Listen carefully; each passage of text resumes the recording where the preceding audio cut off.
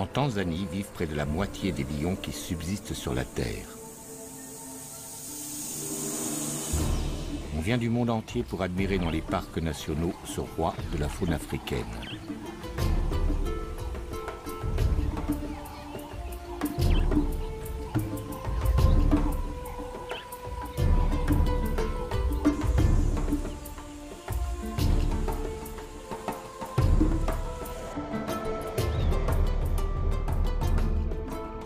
Les 20 000 lions de Tanzanie ne vivent pas uniquement dans ces réserves où ils sont adulés et protégés. Dans le reste du pays, loin des safaris et des touristes, les lions sont détestés. Pour toute une population rurale qui défend son bétail ou sa vie, ils demeurent de dangereux prédateurs qu'il faut éliminer.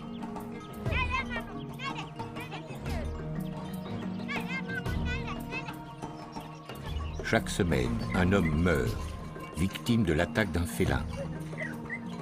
Et chaque jour, lorsque les hommes se défendent ou se vengent, un lion est tué. C'est ici, dans cette vaste étendue de hauts plateaux, au pied du Kilimandjaro, que le face-à-face entre les hommes et les lions est le plus tendu.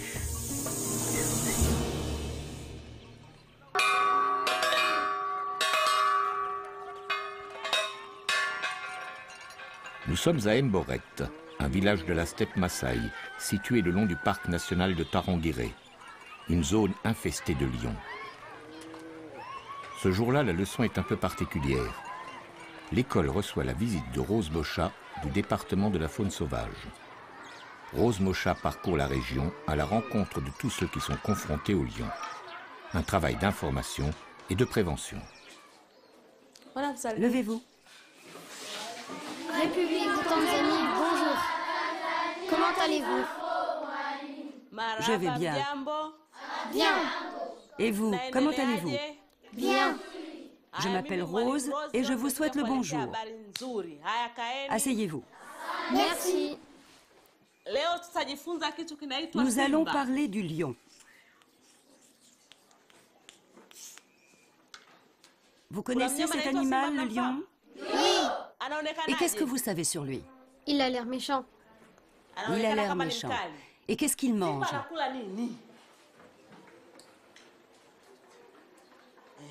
Toi, là derrière. De la viande. Il mange de la viande. De ce côté derrière? Des gazelles. Des gazelles. Là-bas? Des zèbres. Des zèbres, très bien. Vas-y, dessine-nous un lion.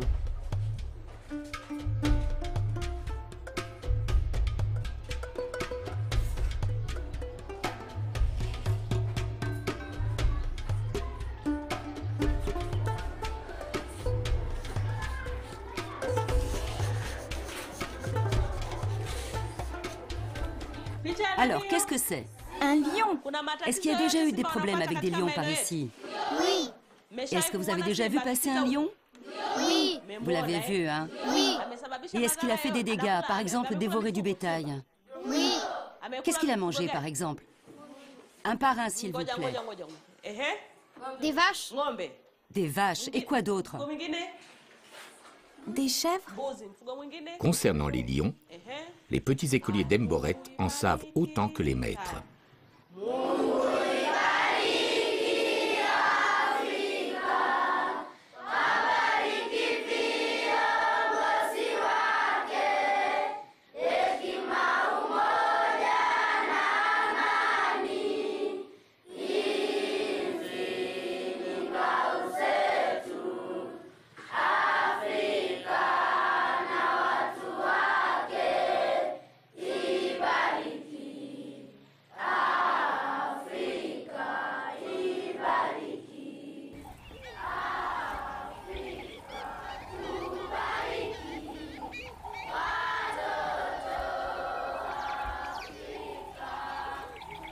Ces enfants ne fréquentent pas l'école tous les jours. Bien souvent, leurs parents préfèrent les envoyer garder les vaches dans la brousse, selon le mode de vie des éleveurs Maasai. Le lion fait partie de leur quotidien. Le pays est pauvre, il a besoin du tourisme pour vivre. Les lions représentent un attrait majeur et leur protection, un enjeu vital. Dans les réserves, la présence humaine est strictement limitée. Mais au-delà de leurs frontières, souvent un simple trait sur la carte, de vastes étendues de brousse abritent des populations traditionnelles hostiles à la présence des fauves. Assurer la protection de ces populations tout en préservant les lions, la tâche des autorités tanzaniennes n'est pas facile. Tant bien que mal, le pays tente d'organiser la cohabitation.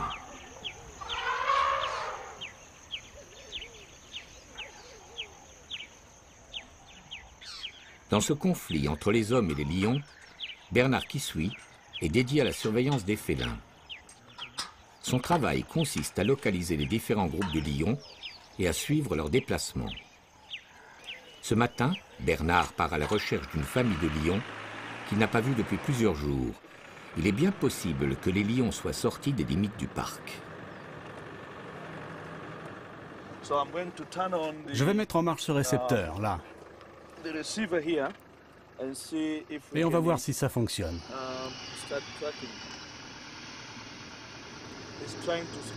On essaie de capter un signal aux alentours. Même en utilisant les colliers émetteurs dont sont dotés certains lions du groupe, Bernard n'est jamais assuré de pouvoir les retrouver. Le comportement des félins est imprévisible. D'un jour à l'autre, les lions peuvent se déplacer sur de grandes distances. Nous devons aller de l'autre côté, là où on recevait les signaux les plus forts. Ils sont probablement à gauche, plus loin au fond de la vallée. Depuis qu'on a commencé à suivre les lions il y a 7 ans, nous avons une bonne idée de l'évolution des populations. Par exemple, en 2004, lorsque nous avons commencé, notre estimation était de 200 lions. Maintenant, on est descendu à un chiffre de 170, voire 160.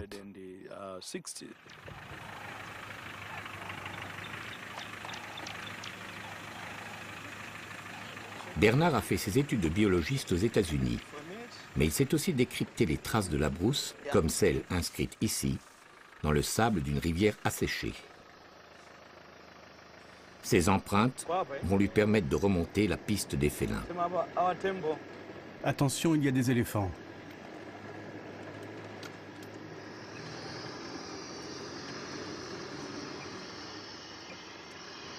Après plusieurs heures de recherche, le groupe de lions est localisé. Assis, là-bas.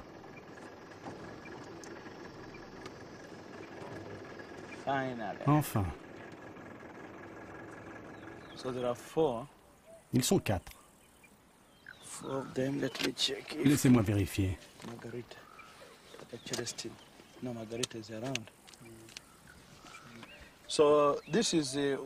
C'est un des groupes que nous étudions. Nous l'avons baptisé Altipiano. Là, ils sont à l'intérieur du parc, mais il y a quelques jours, on les a trouvés en dehors. Ça, ce sont les fiches d'identification de ce groupe. Vous voyez, ce clan était composé de beaucoup d'individus. Mais aujourd'hui, il n'en reste que 5.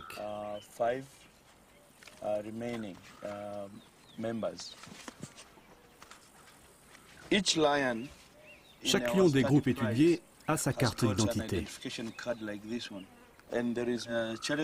Il y a Célestine, la femelle qui porte un collier émetteur. Il y a Alan, Alvin et Sally aussi.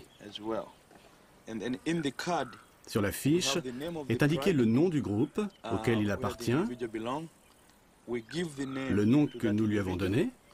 Il y a également sa date de naissance et aussi le nom de sa mère. Ce sont des informations très importantes parce que ça nous permet de suivre chacun d'entre eux. Maintenant, pour les reconnaître, vous voyez ces marques? Elles sont uniques et propres à chaque individu. Et elles ne changent jamais tout au long de leur vie. Au dos de la carte, vous voyez ces entailles sur les oreilles. Elles sont aussi uniques. On les reporte sur ces représentations et ça nous aide à les reconnaître.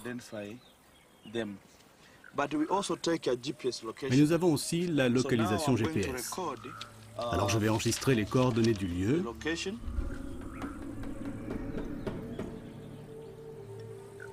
Et noter aussi l'heure.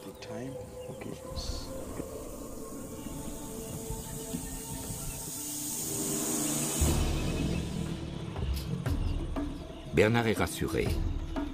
Tant qu'il reste à l'intérieur des parcs, la surveillance des félins est relativement facile.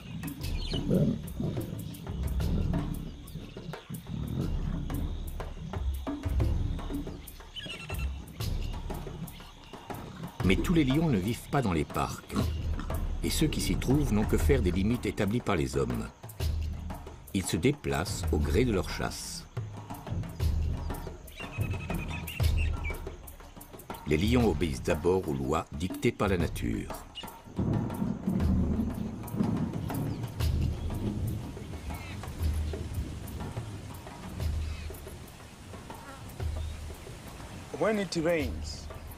Lors de la saison des pluies, c'est-à-dire autour de novembre, décembre et jusqu'en mai,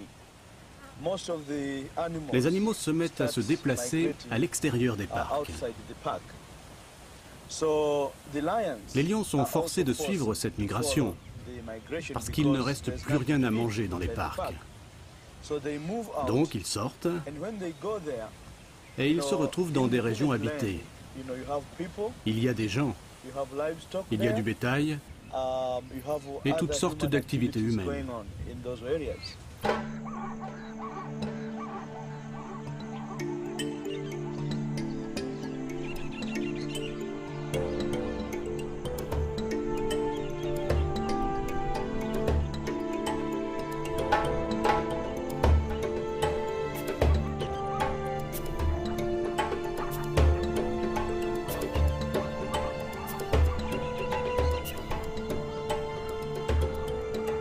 Dans les grandes plaines du parc du Tarangire, à la fin de la saison sèche, en novembre ou en décembre, les points d'eau se sont fait rares. Pour le gibier habituel des lions, les buffles, les gnous, les zèbres, aller boire est devenu plus dangereux.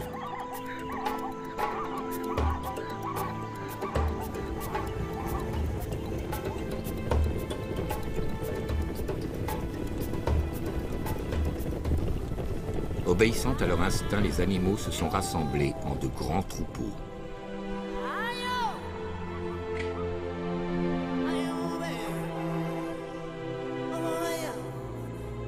Aux premières pluies, un rituel immuable bouleverse totalement la vie de la savane. Le début de la grande migration. Un spectacle unique au monde qui voit des centaines de milliers d'herbivores se mettre en marche à la recherche de nouvelles prairies. Bientôt, les troupeaux franchissent les limites du parc et quittent ces espaces protégés. Dans la steppe Maasai, le moment du face-à-face est arrivé.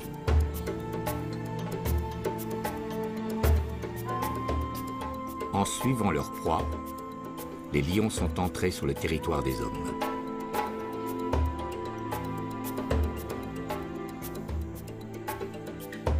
Ils vont y rencontrer des éleveurs, des enfants comme les écoliers d'Emboret, des paysans, tous ceux qui occupent la savane et qui, comme eux, jouent leur survie au quotidien.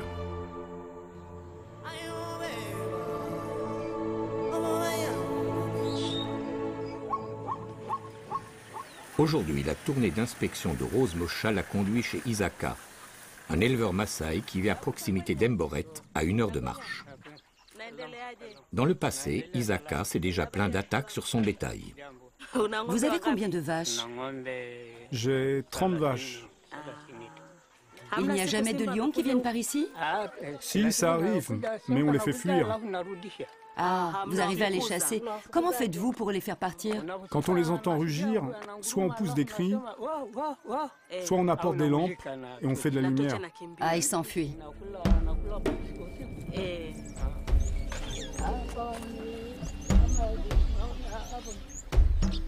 Mais crier ou allumer des feux n'est pas toujours suffisant contre les lions. Pour se protéger du fléau, Isaka a construit cette traditionnelle boma, un enclos en cercle fait de branches d'épineux empilées. Facile et rapide à construire, ces bomas jalonnent la savane. Elles correspondent au mode de vie semi-nomade d'Isaka. Il doit pouvoir se déplacer rapidement en fonction des pâturages et des ressources en eau.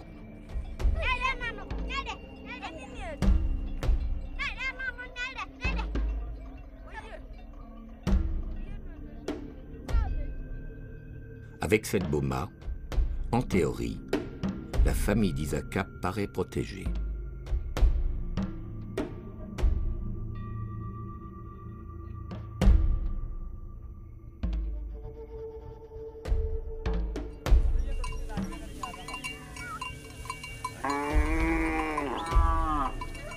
Isaka possède 30 vaches. À l'échelle du pays, c'est un homme riche. Mais pour nourrir les siens, il ne peut compter que sur son troupeau. Comme ses voisins éleveurs, il ne cultive pas la terre. Perdre une seule de ses vaches constituerait une catastrophe.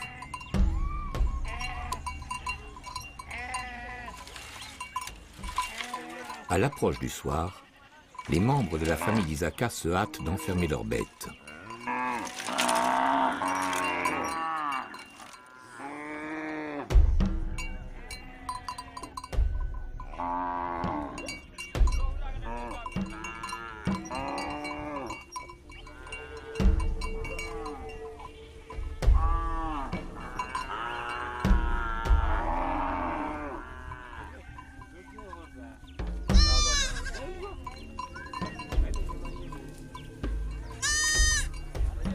Les redoutables épines de la boma semblent interdire toute intrusion.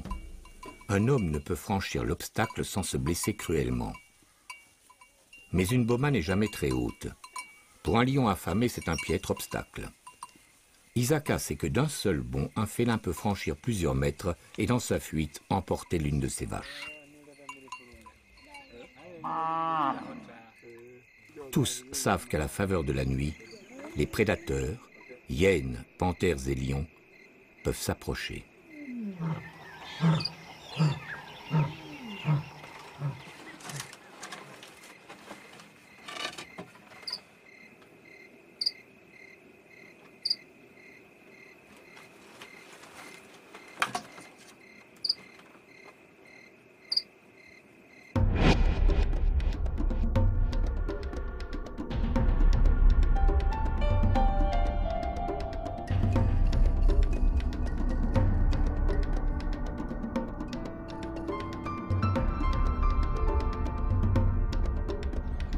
Lors de ces tournées, Rose s'adresse en priorité aux chefs coutumiers et aux responsables des villages.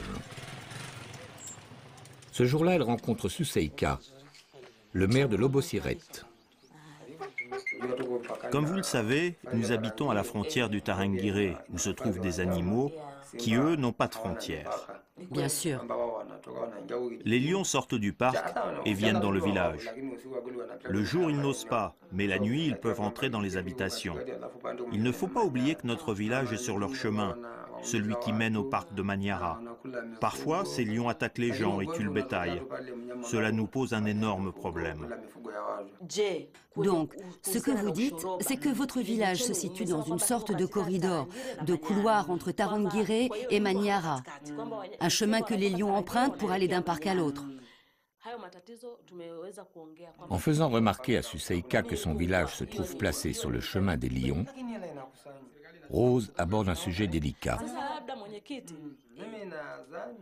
Les autorités veulent instaurer des corridors de protection, interdits à toute présence humaine. Ainsi, les hommes et les lions ne se partageraient plus les mêmes territoires. Voir leur village déplacé et les éleveurs obligés d'abandonner leur boma, parmi les Maasai et malgré les promesses de dédommagement, l'idée passe mal.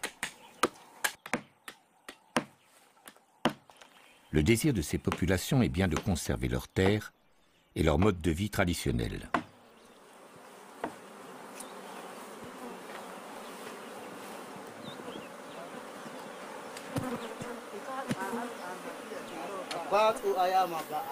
Les Maasai ont grandi au milieu d'une nature abrupte, dont ils ont appris à mesurer les dangers et dont ils utilisent au mieux toutes les ressources.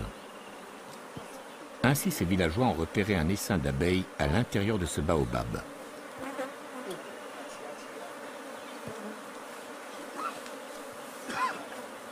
Qu'importe les piqûres d'insectes. Le miel fournit un apport en calories bienvenu à ces habitants de la steppe, dont le souci quotidien reste de se nourrir.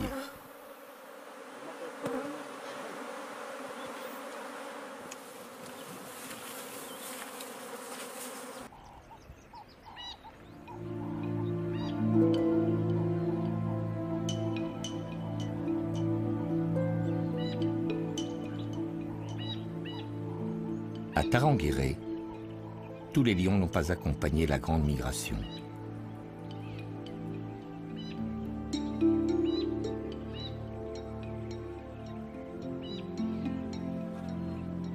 Dans le parc, en ce mois de février, une lionne est demeurée sur place, gênée par la naissance d'une portée de lionceaux.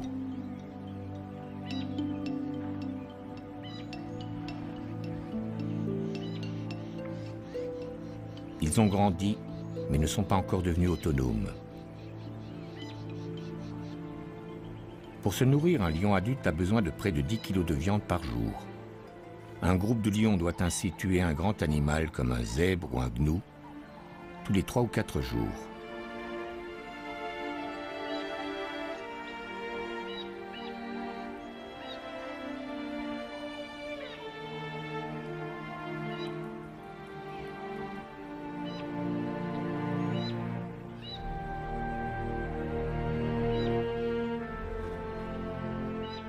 Or, avec la migration, le gibier a déserté la réserve et la viande manque.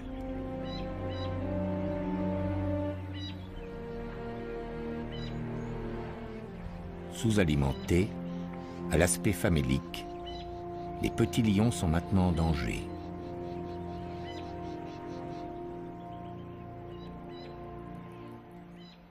Sans relâche, la lionne guette.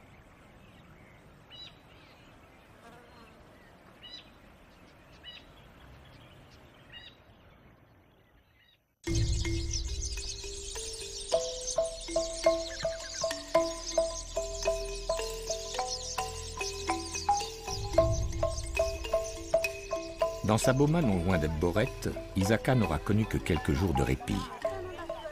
Peu de temps après notre visite, l'éleveur a été réveillé en pleine nuit par les aboiements de ses chiens et les meuglements de son bétail.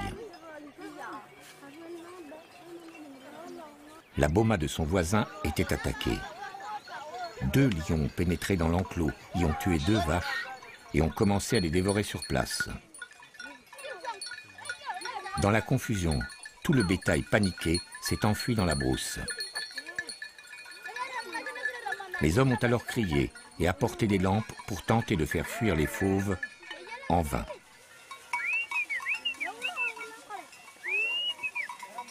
Il a fallu attendre plusieurs heures et l'arrivée d'un garde-chasse tirant des coups de feu en l'air pour que les lions abandonnent leur proie et que les bomas retrouvent leur calme.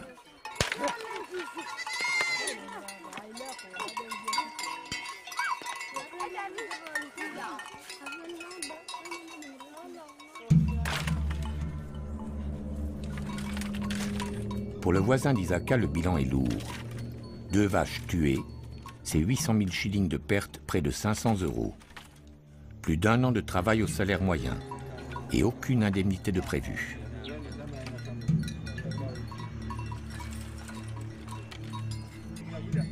Dans la boma, l'inquiétude s'est installée. Les lions reviendront-ils? Les femmes et les enfants s'enferment dans les cases. Les hommes décident de veiller. Il y a beaucoup de problèmes avec les bêtes sauvages qui s'attaquent à nos vaches. Il faut qu'on soit prêt à les protéger. Un feu, des lances et les souvenirs de leur jeunesse alimentent leur courage. Chaque jour, il nous faut rester sur nos gardes. Parce que les lions ne préviennent pas, ils arrivent tout à coup. C'est comme ça qu'ils sont arrivés ici l'autre jour. Je vais remettre du bois dans le feu. La lumière permet au moins de voir un peu ce qui se passe. On ne voit pas très bien, mais c'est assez pour que nous puissions nous défendre. La vie continue, toujours. De toute façon, il n'y a rien d'autre à faire. On doit suivre notre destin. C'est comme ça.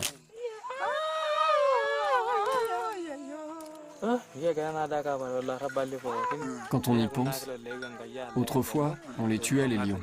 Je me souviens d'un jour, on en a coincé un.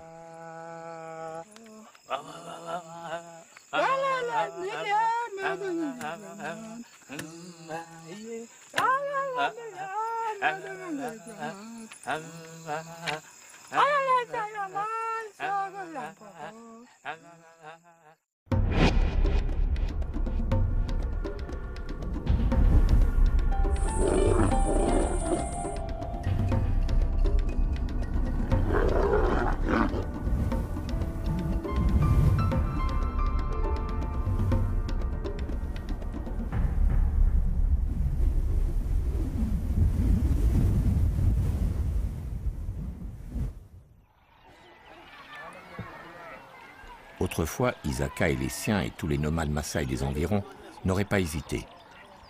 Ils auraient pisté les lions pour se venger.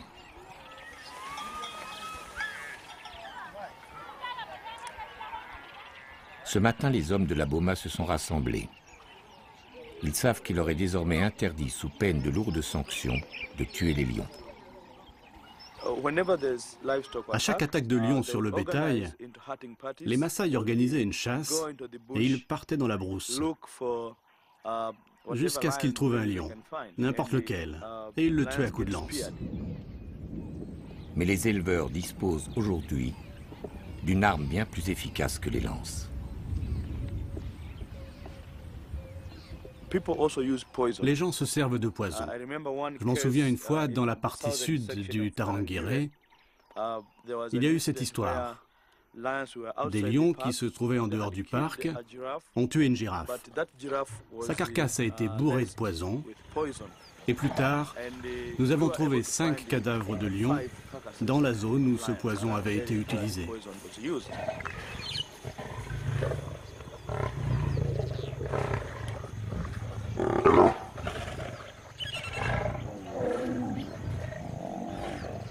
Lorsqu'ils tuent une proie, surtout si elle est importante, les lions ont pour habitude d'en dévorer une partie avant de revenir plus tard achever leur festin.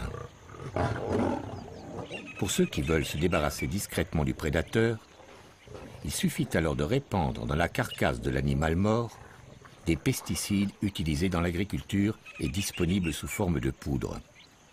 Tous les animaux charognards qui consomment cette viande sont aussitôt condamnés.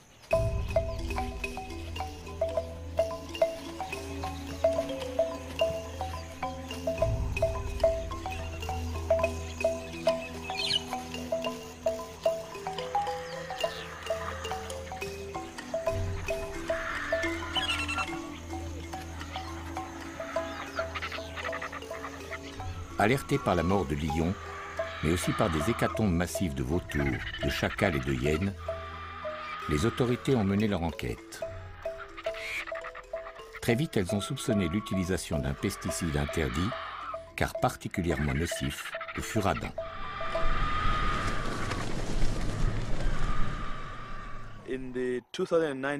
Lors de cette affaire de girafe, nous avons pu faire des prélèvements. Nous les avons apportés à un laboratoire gouvernemental qui a pu vérifier.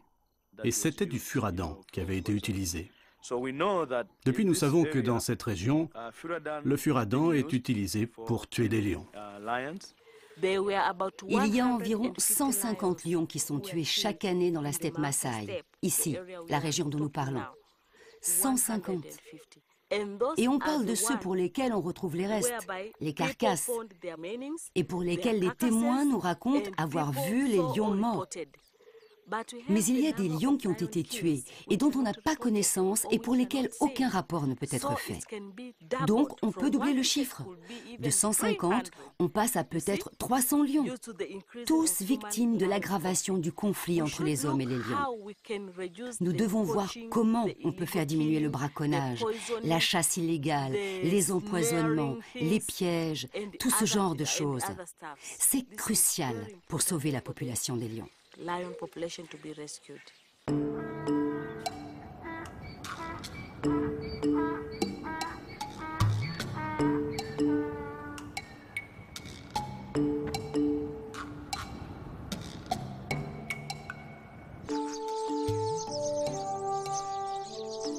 En une ou deux générations, le monde clos dans lequel vivaient ces nomades Maasai a profondément changé.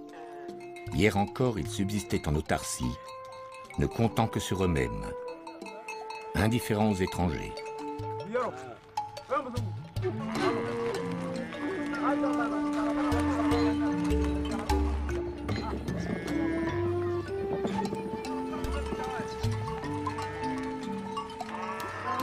Mais la démographie a explosé. En 40 ans, la population de la Tanzanie a triplé. Il a fallu nourrir tout ce monde et alimenter des villes qui ne cessaient de s'étendre. Les Maasai ont compris qu'une richesse nouvelle les attendait avec leur bétail et le développement de son commerce.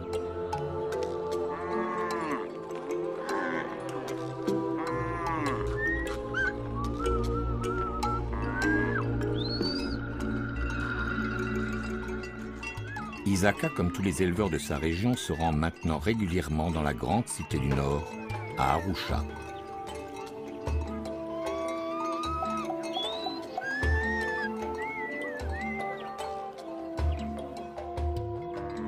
Isaka y vend chacune de ses vaches 400 000 shillings, soit près de 250 €. Il met 2 jours pour gagner à pied les abattoirs. Il lui est même arrivé de franchir la frontière pour se rendre à Nairobi, la capitale du Kenya, à 15 jours de marche.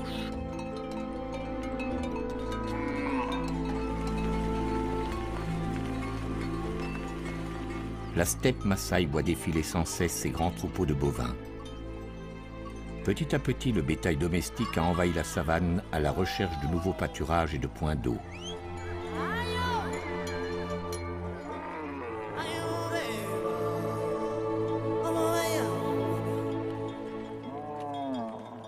Pour nourrir les villes, il a fallu repousser toujours plus loin la faune sauvage, réduisant ainsi inéluctablement son espace vital.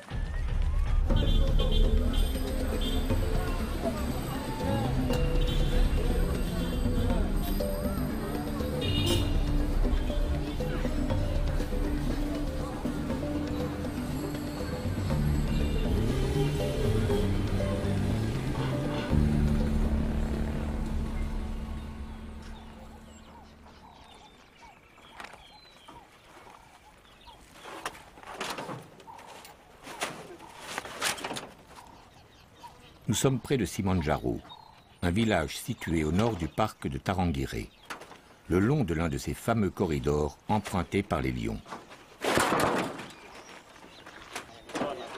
Ce jour-là, on charge dans un camion des rouleaux de grillage, un moyen de protection rudimentaire qui semble évident dans une société contemporaine, mais qui financièrement reste hors de portée des éleveurs de la steppe.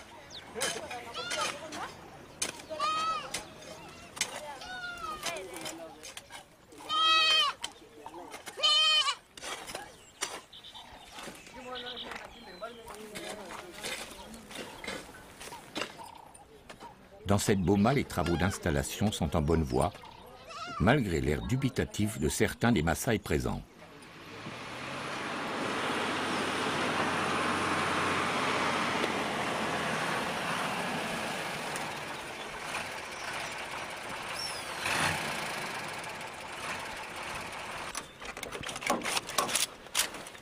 Mais lorsqu'arrive le camion, Toima, le chef du village, et tous les membres de sa famille mettent la main à la pâte.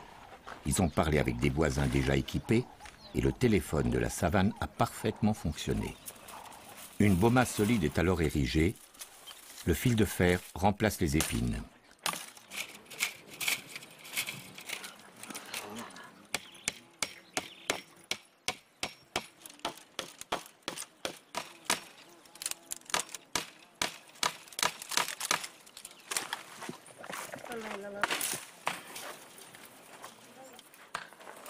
Ces clôtures vont-elles s'avérer efficaces contre un prédateur aussi puissant que le lion?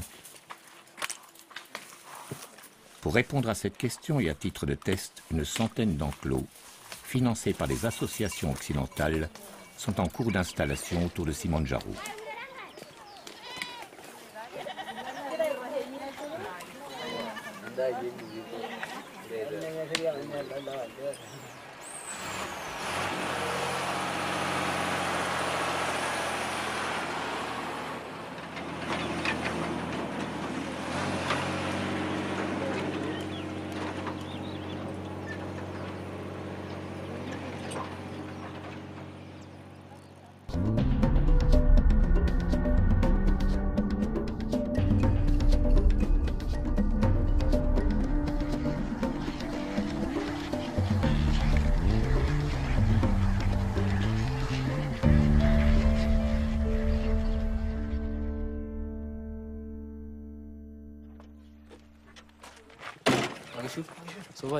Bonjour, comment ça va? Ça va. Tout va bien. L'autre jour, les lions sont venus, mais ils n'ont pas pu entrer à l'intérieur des enclos.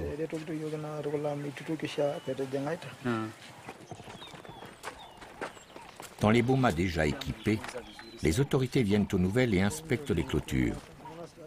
Les premiers résultats semblent encourageants. Déconcertés par les fils de fer, les lions se sont éloignés. 1 millier de bomas seront bientôt grillagés. Maintenant, grâce à cette clôture, ils sont tranquilles. Les animaux sauvages n'attaquent plus le bétail. Oui, depuis tout va bien. C'est beaucoup mieux parce que nous pouvons dormir tranquilles. Et les animaux aussi.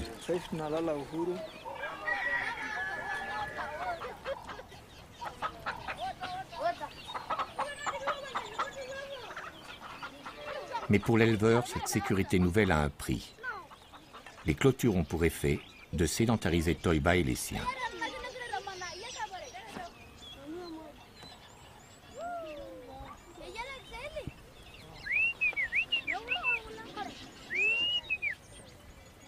Le fil de fer va les éloigner encore un peu plus de leur passé de nomades.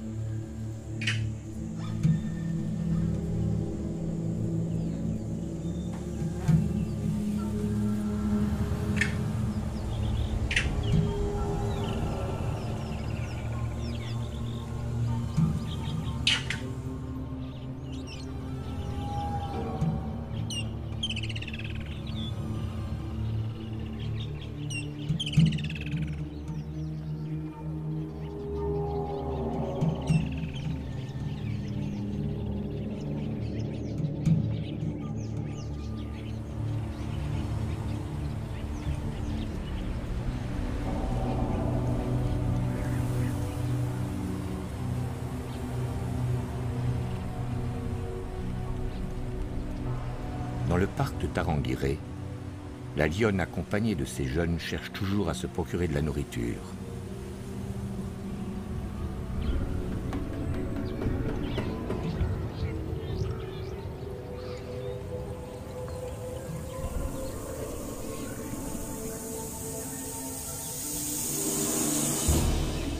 Maigre et manquant d'énergie, ses attaques sur le peu de gibier qui reste à l'intérieur du parc deviennent imprécises. Peut-être qu'un jour, à la faveur d'une rencontre, notre lionne n'aura d'autre ressource que de s'en prendre à un gibier plus facile à tuer. Nous sommes au sud de la Tanzanie, le long de la grande rivière Rufiji, qui borde la réserve du Sélous, la plus vaste d'Afrique.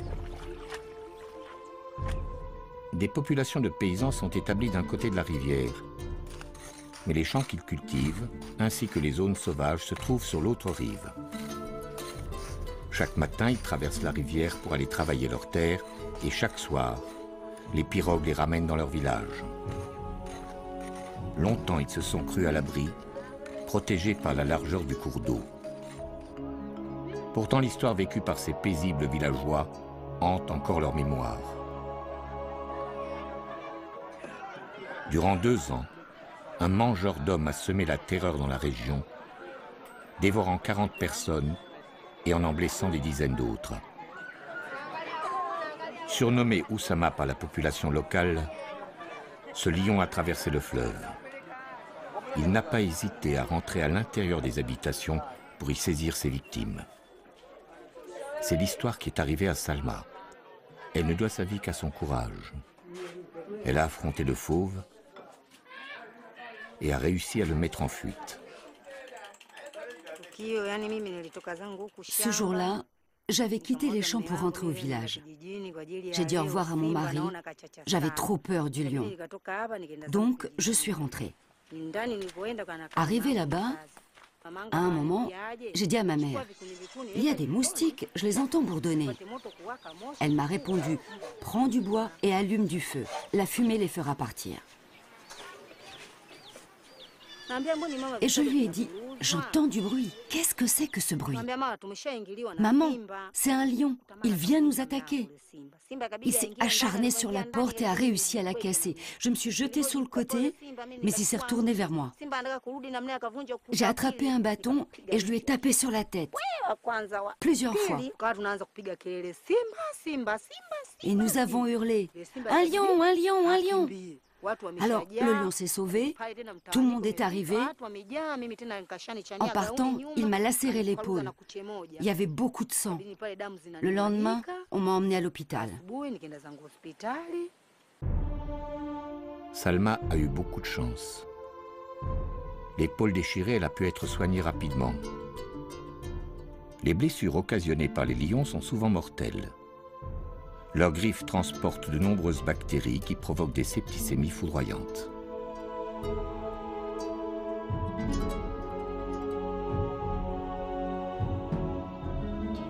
Le long de la Rufiji, à une certaine période de l'année, pour défendre leur récolte contre les cochons sauvages, les paysans passent la nuit dans ces cabanes. Ils s'installent en hauteur pour se protéger des lions, eux-mêmes à la recherche de ces nuisibles.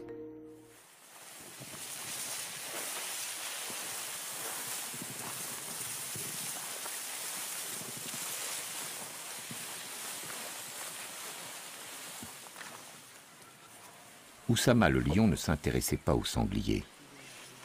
Il avait pris goût à la chair humaine.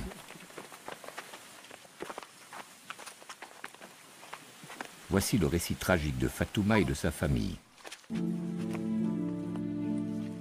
À l'âge de 20 ans, la jeune femme menait la vie sans histoire d'une paysanne de la Rufiji. Puis par 2 fois, son chemin a croisé celui du mangeur d'hommes. Si le destin a épargné la jeune femme, Fatouma reste marquée par les nuits d'horreur qu'elle a vécues.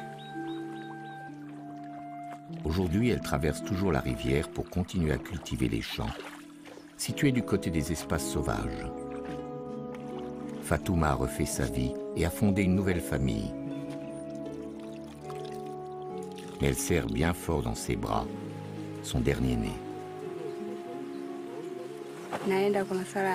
Ce jour-là, quand mon mari a voulu rentrer vers la maison, il a croisé le lion. Il a crié et des gens ont entendu ses cris. Mais à ce moment-là, ils ont pensé que c'était des cris d'ivrogne. 3 jours plus tard, il n'était toujours pas rentré chez nous. Des gens se sont mis à le chercher dans toute la vallée. On n'a retrouvé que des restes. Voilà ce qui est arrivé à mon mari.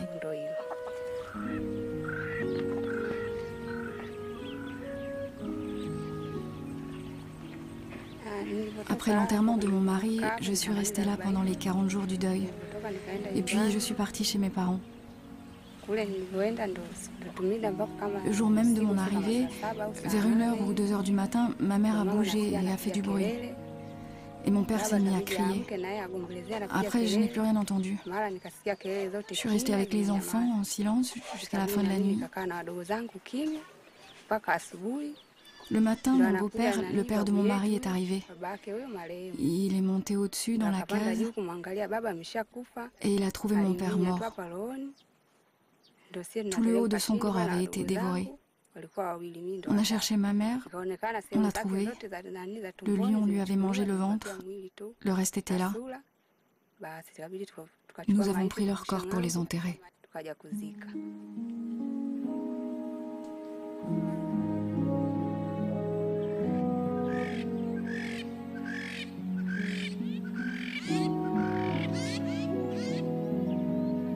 Le lion a finalement été abattu, une bénédiction pour toute cette région. Je m'en souviens très bien. Quand le lion s'est jeté sur nous pour nous attaquer, nous avons pu lui tirer dessus, juste avant qu'il nous atteigne. Nous étions 6 ou 7. Et là, le lion est tombé. Et tout le monde a continué à tirer sur lui. Voilà l'histoire de ce lion qui a semé la terreur dans cette région pendant 3 ou 4 ans.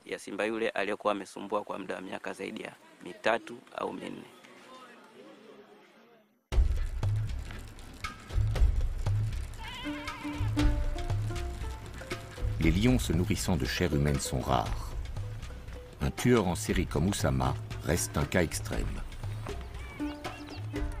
Les écoliers d'Emboret n'y ont jamais été confrontés. Une mauvaise rencontre est toujours possible, mais ces enfants élevés à la rue d'école de la Brousse restent les héritiers des traditions Maasai. Ils ne s'imaginent pas en victimes.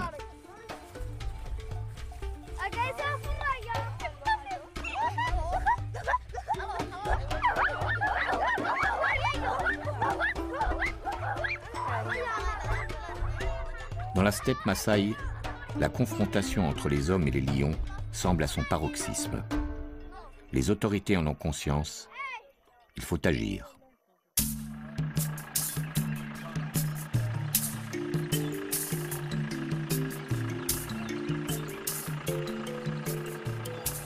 À la lisière du parc du Tarangire, les hommes attachés à la surveillance des lions ont repris la piste. Relever leurs traces, suivre leurs déplacements, mieux comprendre leur comportement, permettra peut-être de se parer de futures attaques.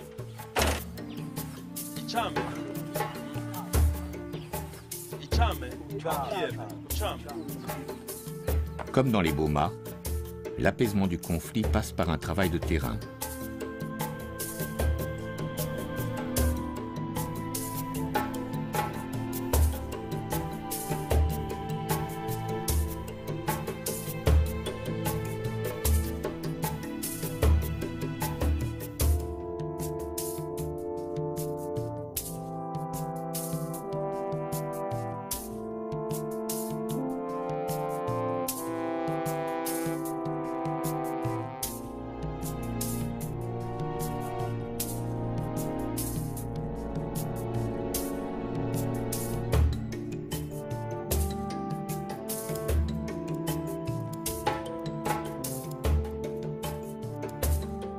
Rose, Isaka, Bernard, Fatouma. Les enfants d'Emboret, tous ont une histoire particulière avec les lions. Ils vivent dans un pays où la faune sauvage représente un capital inestimable, unique au monde. Les hommes et les lions pourront-ils continuer à se partager les mêmes territoires? Certains en doutent. Dans ce conflit, il s'agit avant tout de gagner du temps. Mais on sait à présent que pour protéger les lions, il faut aussi se soucier des hommes.